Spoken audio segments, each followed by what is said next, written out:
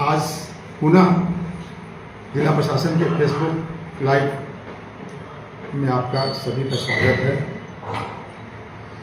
आज हमारे साथ खाद्य एवं उपभोक्ता संरक्षण विभाग के प्राधिकारी सहायक जिला आपूर्ति प्राधिकारी श्री ज्ञानेश जी हैं, जो आपसे थोड़ी ही देर में रूबरू होंगे। ज्ञानेश जी आपको अपने विभाग से संबंधित सरकार की जो जन कल्याणकारी योजनाएं हैं उसके संबंध में विस्तृत रूप से प्रकाश डालेंगे। साथ ही साथ आपके द्वारा कमेंट बॉक्स में जो सुझाव शिकायत है उसका भी जवाब देंगे, आपको जानकारी देंगे।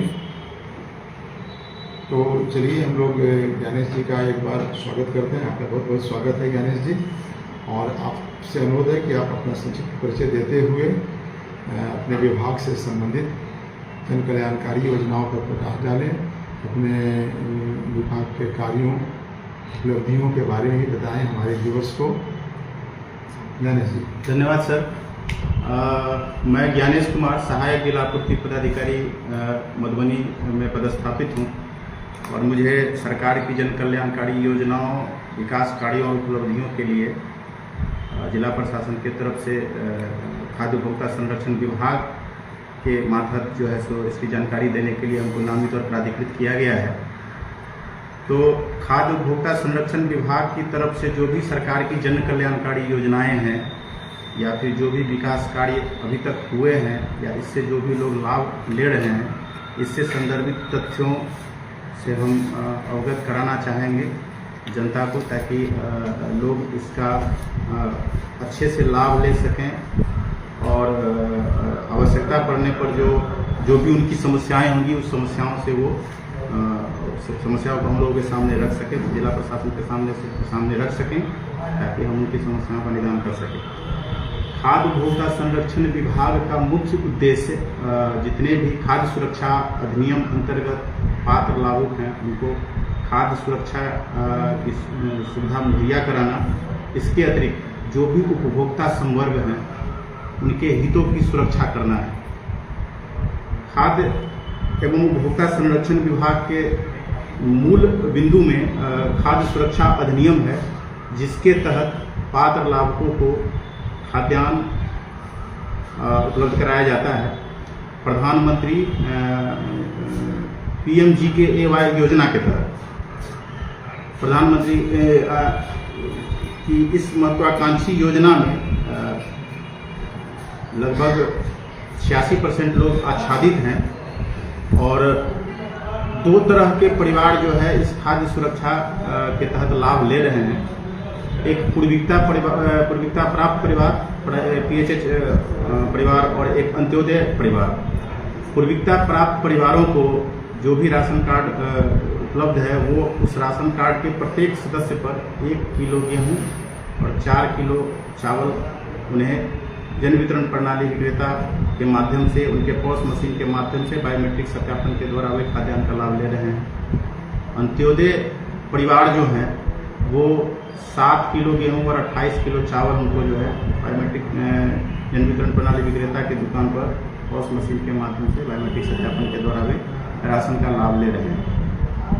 जहाँ तक मधुबनी जिला की बात करें तो हमारे मधुबनी जिला में खाद्य उपभोक्ता संरक्षण विभाग के द्वारा टोटल जन वितरण प्रणाली अनुज्ञप्ति प्राप्त जो जन वितरण प्रणाली विक्रेताओं की संख्या है वो 2211 है, जिसके अंतर्गत अंत्योदय और PHH जो परिवार है उसके कुल लाभुक परिवारों की संख्या 9,03,944 है और इसके अंतर्गत जो भी टोटल सदस्य हैं वो 35,62,598 सदस्य इसके अंतर्गत आच्छादित हैं। इसको अगर हम लोग बाइफरकेट करें तो पूर्विकता प्राप्त परिवारों की कुल संख्या 7,06,142 है, जिसके अंतर्गत कुल सदस्यों की संख्या 30,73,374 है, जबकि अंत्योदय परिवारों की संख्या फिक्स्ड है और इसमें बढ़ोतरी नहीं की जा सकती है। लेकिन अगर कोई अंत्योदय परिवार का राशन कार्ड रद्द कर दिया जाता है किसी अन्य कारणों से, कि एक सदस्यीय परिवार है, उनकी मृत्यु हो गई और वो राशन कार्ड अब वो पोर्टल पर नहीं है, तो वो उसका आच्छादन हम लोग एलिजिबल जो भी पात्र परिवार, अंत्योदय के लिए पात्र परिवार है, उसके बारे में हम चर्चा करेंगे कि किन तरह के परिवारों को अंत्योदय का लाभ दिया जा सकता है। तो मधुबनी अंतर्गत टोटल 1,42,523 इतने अंत्योदय परिवारों की संख्या है, जिसके तहत कुल 4,89,224 सदस्य जो है इस योजना के तहत खाद्यान्न का लाभ प्राप्त कर रहे हैं। वर्तमान परिप्रेक्ष्य में आधार इनेबल्ड सिस्टम के तहत सभी राशन कार्डों को आधार से आच्छादित करते हुए उनका EKYC कराते हुए खाद्यान्न बायोमेट्रिक सत्यापन द्वारा दिए जाने का प्रावधान विभाग के द्वारा निर्धारित किया गया है, ताकि इसमें मैक्सिमम लीकेज को रोका जा सके। तो आधार सीडिंग के परिप्रेक्ष्य में कहा जाए तो टोटल जो हमारा सदस्य है सभी राशन कार्डों को मिलाकर के 35,62,598, इसमें लगभग हम लोग 99.77%, 99.77%, अबाउट 35 लाख परिवारों का आधार सीडिंग हम लोग कर चुके हैं, लगभग 100% है। कुछ एक लोगों का जो आधार सीडिंग नहीं हो पाया है उसके लिए कार्य प्रक्रियाधीन है। और सीडेड आधार का EKYC का भी कार्य जो है अपने जिला अंतर्गत अबाउट 75% किया जा चुका है, 25% लोगों का EKYC किया जाना बाकी है। खाद्य उपभोक्ता संरक्षण विभाग और जिला अंतर्गत हम सभी लोगों से इस संदर्भ में अनुरोध करेंगे कि जो भी पात्र लाभुक जो राशन कार्ड की पात्रता रख रहे हैं, लाभ ले रहे हैं, वे EKYC निश्चित रूप से जो है 30 जून तक करवा लें, ताकि किसी भी तरह की समस्या का सामना उनका भविष्य में नहीं करना पड़े। EKYC एक अत्यंत महत्वपूर्ण कार्य है और महत्वाकांक्षी कार्य है, ताकि जो है हम लोग जो है विभाग के मार्फत से अधिकतम लीकेज को रोक सकें। राशन कार्ड बनने की प्रक्रिया भी जो है निर्माणाधीन है, वो सतत चलने वाली प्रक्रिया है। दोनों तरह के श्रेणी का जो है सो कार्ड बन रहा है। अंत्योदय परिवारों की संख्या चूंकि फिक्स है जिला अंतर्गत, जो कि 1,42,523 है, तो जो भी अंत्योदय परिवार की मृत्यु हो जाती है या वो डिलीट कर दिया जाता है, तो जो हमारा बैकलॉग रहता है उस बैकलॉग के पॉइंट ऑफ व्यू से अंत्योदय परिवारों को चिन्हित करके हम लोग अंत्योदय कार्ड बनाने का कार्य ये प्रक्रियाधीन चल रहा है। राशन कार्ड के लिए जो पात्रता है उस संदर्भ में हम कह देना चाहेंगे कि पात्रता से संदर्भित जो विभाग का पत्र है, उस पत्र अंतर्गत शहरी और ग्रामीण क्षेत्रों के लिए अलग अलग इसका निर्धारण किया गया है। ग्रामीण क्षेत्र में वैसे लोग जो मोटर चालित 3 पहिया या 4 पहिया वाहन रख रहे हैं, या फिर 3 पहिया या 4 पहिया वाले कृषि उपकरण उनके पास में है, परिवार के कोई भी सदस्य सरकारी सेवा में है, सरकार में पंजीकृत गैर कृषि उद्योग में संलग्न है, परिवार का कोई भी सदस्य जो 10,000 से अधिक मासिक आमदनी कमा रहा है, आयकर अदा कर रहे हैं, व्यवसायिक कर अदा कर रहे हैं, सभी कमरों में पक्की दीवार सहित छत, 3 कमरा से अधिक वाला जो मकान है, ऐसे सभी लोग राशन कार्ड के पात्रता अंतर्गत नहीं आते हैं, वो अपात्र की श्रेणी में रहेंगे। इसके अतिरिक्त 2 या उससे अधिक फसली मौसम के लिए 5 एकड़ जमीन जिनके पास हो, या कम से कम एक सिंचाई उपकरण के साथ 2.5 एकड़ जमीन जिन लोगों के पास, जिन गृहस्थियों के पास है, ऐसे लोग राशन कार्ड के लिए एलिजिबल नहीं है। शहरी क्षेत्रों में ग्रामीण क्षेत्रों से कुछ कॉमन बातें हैं कि 3 कमरे से अधिक पक्का का मकान जो है, कंक्रीट युक्त पक्का का मकान जिन गृहस्थी के पास है, वे पात्र नहीं है। इसके अतिरिक्त उनके पास में एक साथ 2 पहिया वाहन, रेफ्रिजरेटर और वॉशिंग मशीन यदि है, तो वे पात्र नहीं होंगे, राशन कार्ड के लिए एलिजिबल नहीं होंगे। इसके अतिरिक्त 4 पहिया वाहन या एयर कंडीशन वाले जो भी गृहस्थी हैं, वे भी राशन कार्ड के लिए पात्र नहीं होंगे।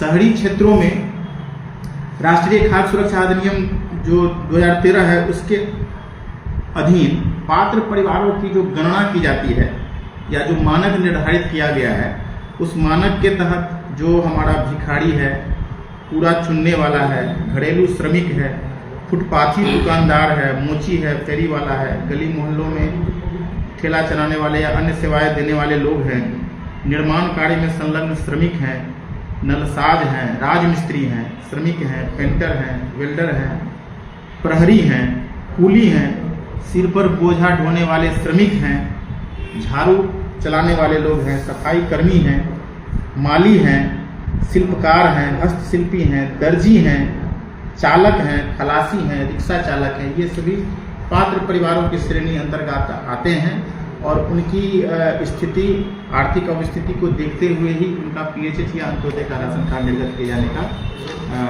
किया जाता है।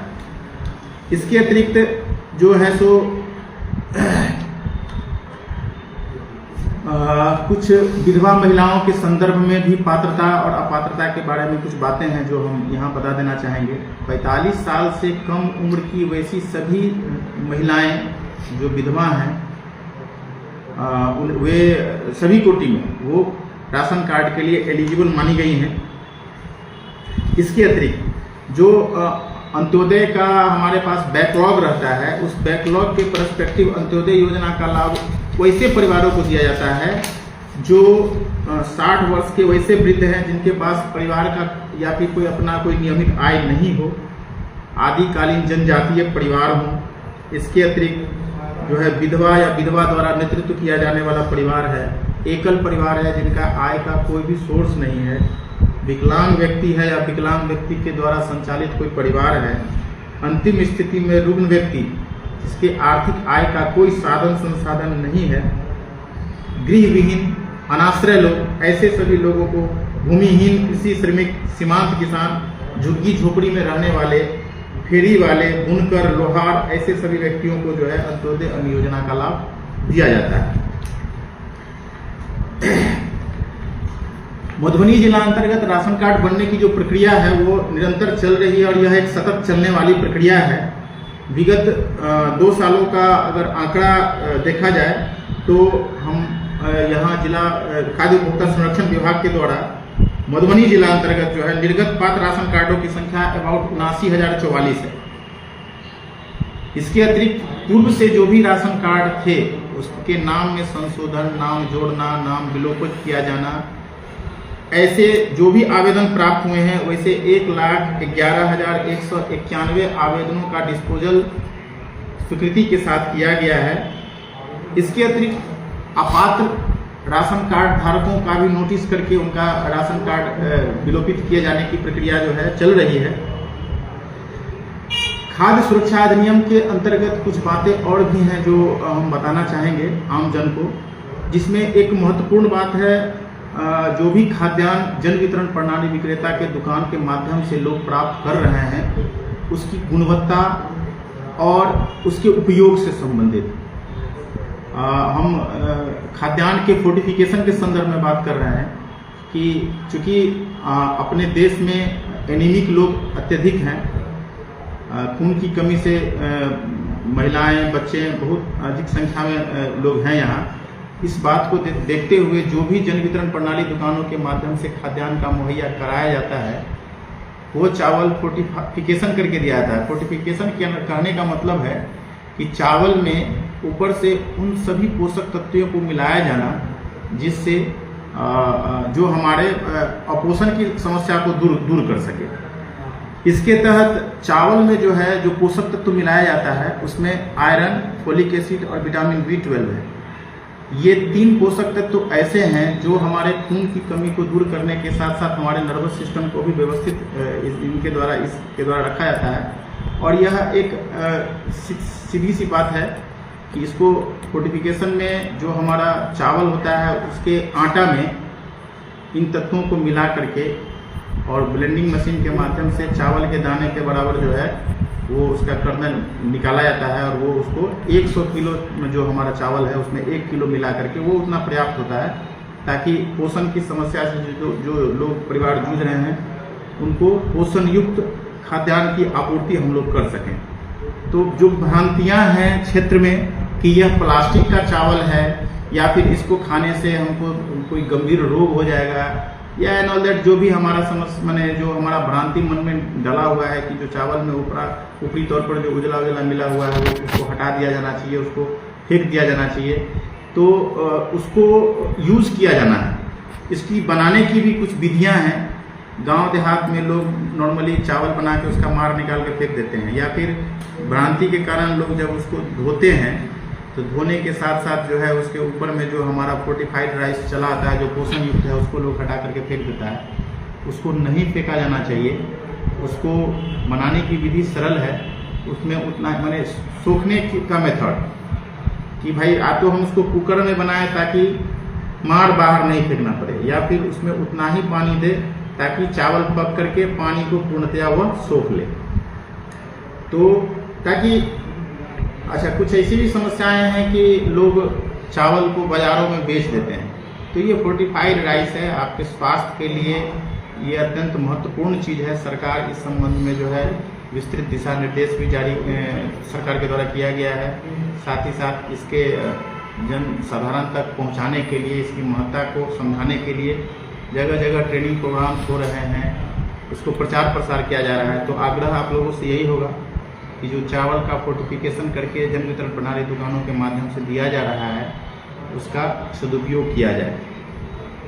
इसके अतिरिक्त जो EKYC के संदर्भ में मेरे द्वारा बता ही दिया गया है कि वो हर हाल में जो भी राशन कार्ड के सदस्य हैं सबका EKYC वो करवा लें, ताकि एक भविष्य में जो है उन्हें खाद्यान्न से वंचित नहीं होना पड़े। इसके इतर कुछ बातें और भी हैं जो सरकार की उपलब्धियां हैं, उसके संदर्भ में हम बताना चाहेंगे कि खाद्य उपभोक्ता संरक्षण विभाग के द्वारा खाद्य सुरक्षा योजना को संचालित करने के लिए इसका जो है सो तकनीक का इस्तेमाल और इसका बहुविकल्प के रूप में लोग इसका अभी वर्तमान में इसका यूज हो रहा है। और यह पूर्णतया ऑटोमेटेड हो चुका है। कुछ एक जो बचा हुआ है उस पर काम चल रहा है। अभी बायोमेट्रिक के द्वारा जो है पॉस मशीन के माध्यम से जन वितरण प्रणाली विक्रेता के दुकानों पर लोग राशन का लाभ ले रहे हैं। पहले जन वितरण प्रणाली विक्रेताओं के दुकान की जांच नॉर्मली पत्रक पर होती थी, लेकिन अब जो है विभाग के द्वारा एक ऐप डेवलप कर दिया गया है। परख ऐप के द्वारा जो भी निरीक्षण से संबंधित पदाधिकारी हैं, जो निरीक्षण के लिए प्राधिकृत हैं, वो परख ऐप के माध्यम से ही जांच कर रहे हैं। इससे जो भी लीकेज है वो लीकेज दूर हो रहा है। इसके अतिरिक्त जो भी लाभुक राशन लेने के लिए जाते हैं उनसे आग्रह यह होगा कि वो रसीद निश्चित रूप से लें, वजन तौल पर विशेष रूप से ध्यान रखें। और इसके इतर जो खाद्य उपभोक्ता संरक्षण विभाग की अन्य बातें हैं वो यह है कि उपभोक्ता को जागरूक करना। जो भी हम सामान बाजार में लेते हैं, किराना दुकान में लेते हैं या कोई भी सामान लेते हैं, उस पर जो हमारा मैक्सिमम रिटेल प्राइस लिखा हुआ रहता है उस पर हम लोग मोल तोल कर सकते हैं, ये हमारा अधिकार है। या फिर एक उपभोक्ता के रूप में यदि आपके अधिकारों का हनन हुआ है तो इस संदर्भ में आप उपभोक्ता फोरम में इसका शिकायत कर सकते हैं। जिला स्तर पर जो है उपभोक्ता जिला पारितोष परिषद का गठन किया जा रहा है। वहाँ भी जो उपभोक्ता है अधिकार मनोनुकूल नहीं प्राप्त होने पर वो वहाँ अपना शिकायत कर सकते हैं। इसके अतिरिक्त जो इस विभाग का अन्य महत्वपूर्ण बात है वो गैस कनेक्शन है। गैस कनेक्शन जो है अनेक गैस एजेंसियां हैं जगह जगह पर मधुबनी जिला अंतर्गत, वहाँ से लोग गैस प्राप्त कर रहे हैं। इससे संबंधित जो भी शिकायतें हैं वो आप संबंधित प्रखंड आपूर्ति कार्यालय व अनुमंडल आपूर्ति कार्यालय जिला आपूर्ति में शिकायत दे सकते हैं, कर सकते हैं। उज्ज्वला गैस योजना जो भी पात्र राशन कार्ड धारक है उनको उपलब्ध कराया गया था अनेक चरणों में। वर्तमान परिप्रेक्ष्य में अभी यह पोर्टल नहीं चल रहा है, लेकिन महादलित कैंप का शुरुआत जो है माननीय मुख्यमंत्री द्वारा कल किया गया है। और उस कैंप में राशन कार्ड बनने के साथ साथ जो है उज्ज्वला गैस कनेक्शन के संदर्भ में भी बातें पत्र में हैं। तो संभावित है कि वह उज्ज्वला गैस कनेक्शन से संबंधित पोर्टल फिर से खुले और फिर आप लोगों को इसका लाभ मिल सके। तो सहायक जिला आपूर्ति पदाधिकारी के रूप में विभाग से संबंधित जो भी जन कल्याणकारी योजनाएं हैं उससे मेरे द्वारा आपको अवगत कराया गया है। इस संबंध में यदि आपको कुछ विचार देना है, सुझाव देना है, आप इस कमेंट बॉक्स में लिख सकते हैं, दे सकते हैं। अपनी समस्याओं को प्रखंड में जाकर के रख सकते हैं, अनुमंडल में जाकर रख सकते हैं, जिला में जाकर रख सकते हैं। इसी के साथ हम उज्ज्वल भविष्य की कामना करते हैं। धन्यवाद।